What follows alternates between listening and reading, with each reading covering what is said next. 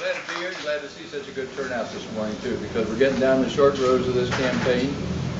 And sometimes I get introduced because of my age, and Andy and I are getting to be a little. I guess we're senior citizens these days. And I got a letter a short time ago that I thought I'd share with you this morning because it put this age thing in a proper perspective. And it's from a boy in Illinois, and I really got a kick out of this one. Let me read it to you. It's an actual letter. It's not a fake or a joke or anything like that. But it's a. He has a letter, and he has a little picture of an airplane on it. And he says, "Hi, I'm Andrew Underwood. I'm 9 years old, the third grade at Lions School in Glenview, Illinois. I wish you could come. Just recently I had to do a biography report, and I picked you because I wanted to learn about the first American orbiters. I loved reading about your life. When I had to do my presentation, I made a poster and dressed up like an astronaut." He asks a couple of questions. Then he finishes with this, which I think is great. "I'm glad you're still alive because a lot of my classmates' biography choices are already dead. I hope you write back."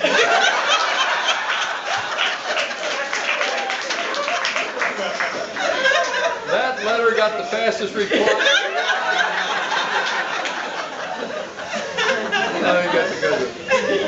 But enough jokes. We're not joking. This is not a time to be joking about things. I thought you might get a kick out of that as we did. But you know, we're getting down the short road now. And I don't support Ted and Yvette just because I've known Ted for a long time, or we're friends, or anything like that. Because it's too important. I think what people stand for is what's important in an election. That's where we all get together in an election and we choose our future. And what these people stand for.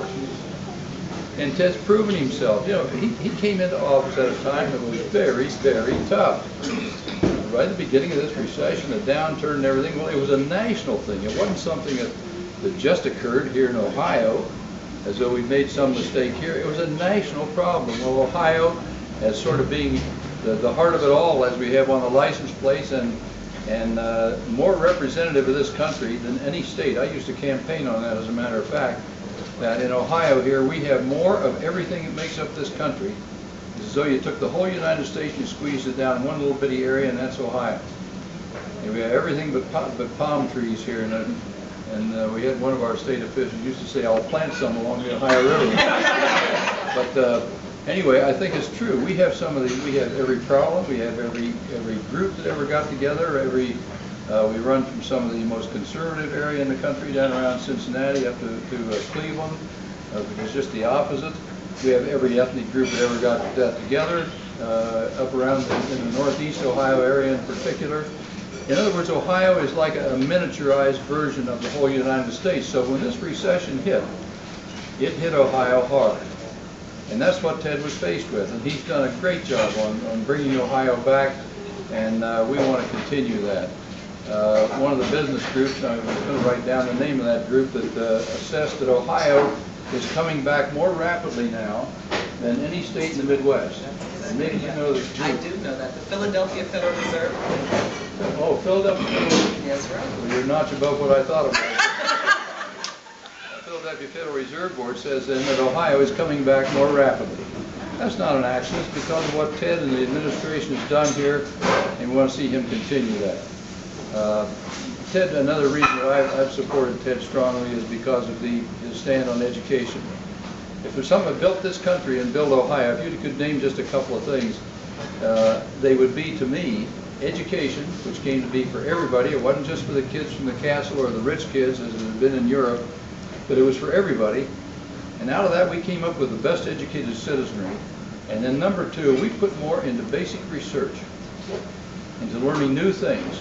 And when we made a breakthrough, a little bit of investment, and with that educated citizenry, bang, away went the whole country, and we leaped from being just a bunch of people along the eastern seaboard in this country.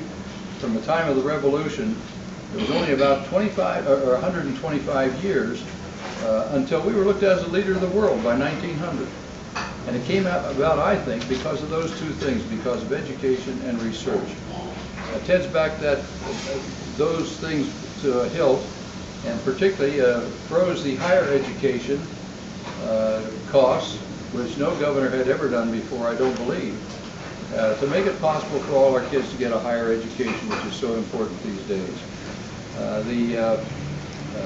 Back to the third frontier, and I think the one estimate I saw, they estimate that some 43,000 jobs have actually come out of that third frontier, these backing. So this isn't something where we just have a Democratic loyalty and say we're going to back a Democrat because he's a Democrat. It's because the things that Ted stands for and wants to continue. The reason I'm out at my age touring the country again, or touring on a bus tour like this, to help Ted get reelected. So we appreciate all of you being here this morning, and the importance of getting voting early. I don't know, how many of you have voted already? Some?